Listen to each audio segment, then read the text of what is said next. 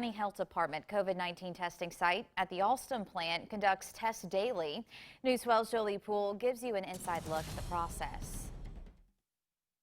According to health officials, the Hamilton County Health Department has conducted over 80,000 COVID-19 tests since the pandemic began. The former Alstom plant was utilized in August as the new coronavirus testing site. With more than 1,400 active coronavirus cases in Hamilton County, the Alstom testing site remains open 7 days a week.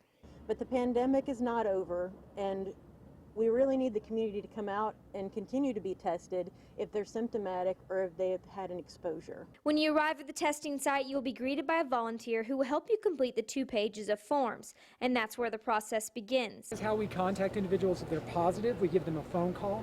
That's also how we're going to be able to track where outbreaks are happening if they do come back positive for COVID.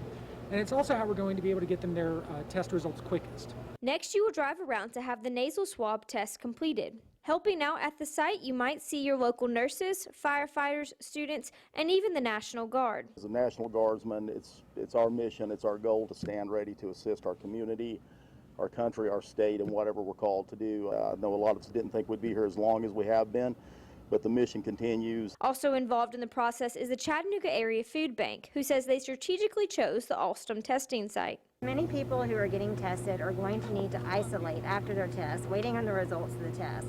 And this is a one-stop shop for them to be able to get their test and pick up the food that they need without having to go out in public afterwards, which can be difficult when you're supposed to be isolating. The Alstom testing site plans to remain open for the next 6 months, conducting tests daily.